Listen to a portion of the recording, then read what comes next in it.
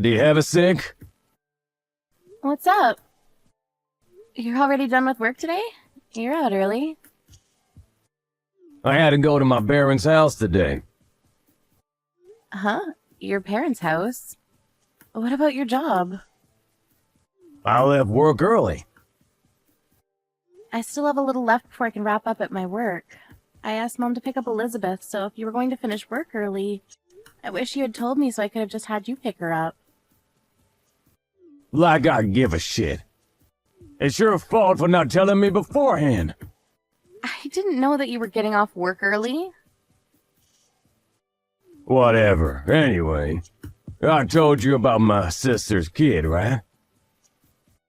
Huh? Oh, you're talking about Dan? I thought that your parents were going to look after him, considering your sister took off. Why? What's up with Dan? Yeah, okay, so you know about him. I know that they took him in because they divorced, because she basically said, never mind, I don't want him anymore, and left. That made me really mad towards my sister. My parents are already pretty old, you know? I think they're struggling pretty bad. It's raising a 3-year-old after all.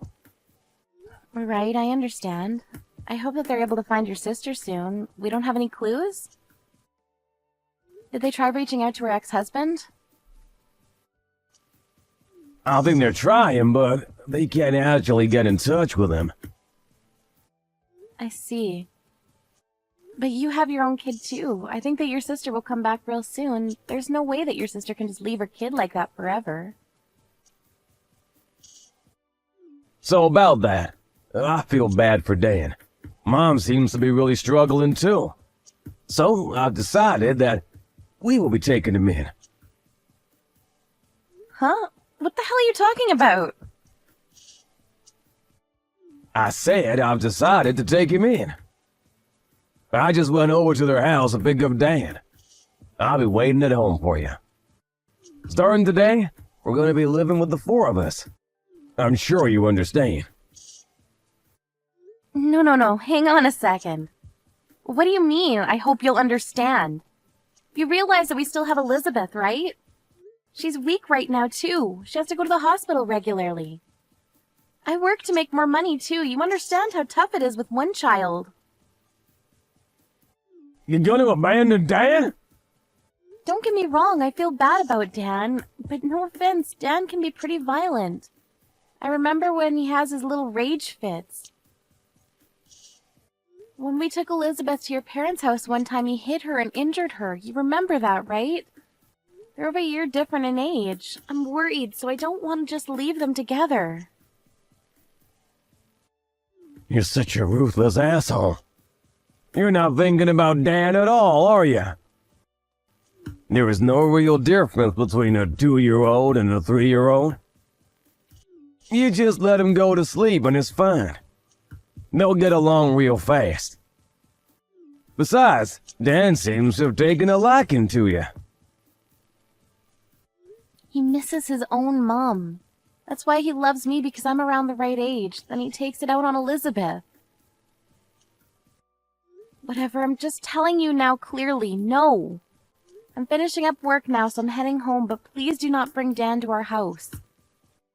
First, we need to talk about this with each other, face to face. I'm almost at the house. Dan is with me right now. Why would you do such a selfish thing? I can't do that. I cannot look after someone else's child who is a threat to my own child. Besides, I have a job that I need to do as well. It's not like I'm a live-at-home mom. I'm busy with my own job and my kid. I'm already struggling pretty badly juggling the two. There's no way I can handle another child. What kind of devil are you? What? You call my own sister's child some other person's child? You need to think about how Dan feels about everything. Are you just gonna make my mom handle everything? You realize that he's 3 years old. Imagine him growing up with a 2-year-old Elizabeth. It's definitely gonna be beneficial to her too. How can you not look after 2 kids? That's literally what parents are supposed to do. You should figure it out. It's easy for you.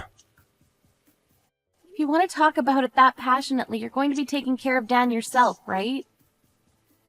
You're not going to just leave it all up to me? What, me? Yes, you. It's your adorable nephew. That means that you'll be looking after him yourself, right? Why the hell would I be looking after him? There's no chance that I will be doing that. You take care of things around the house. You're the wife. That's how things are supposed to be. Don't try to rely on me. Stop being a spoiled brat.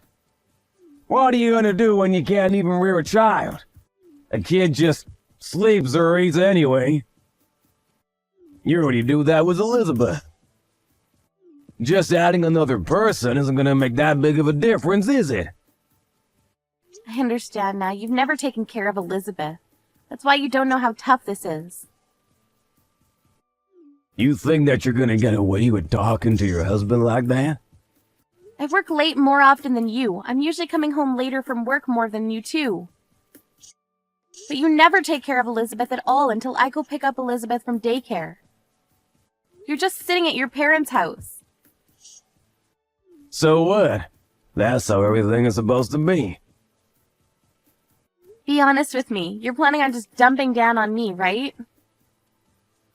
Of course. It's better for a woman to look after the kid. Dad is a little wild. Mom and Dad are both struggling with it. The best thing right now is for you to raise him. Why don't you understand? If you don't agree with me, we're gonna get a divorce.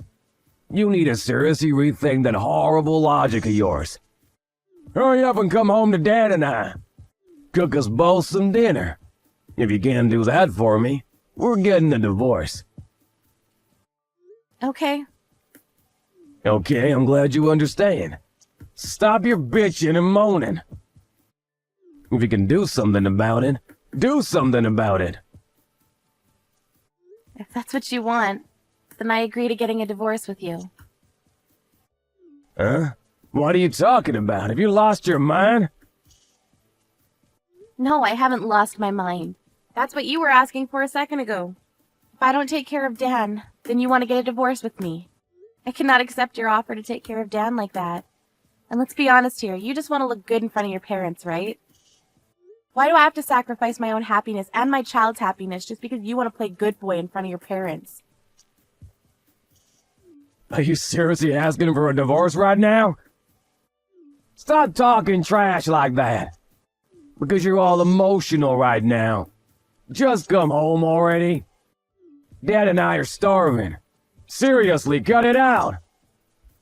You realize that I'm the one that wants you to cut it out, right? After Elizabeth was born, you never put any money into our savings account. That's why I'm over here working tooth and nail. But you never take care of raising our child. So my parents always end up taking care of Elizabeth. That's why I came to the realization the other day. Both Elizabeth and I are perfectly fine and content living without you in our lives. You really thought about that? You're just joking, right? You weren't like this when we were still going out and before Elizabeth was born.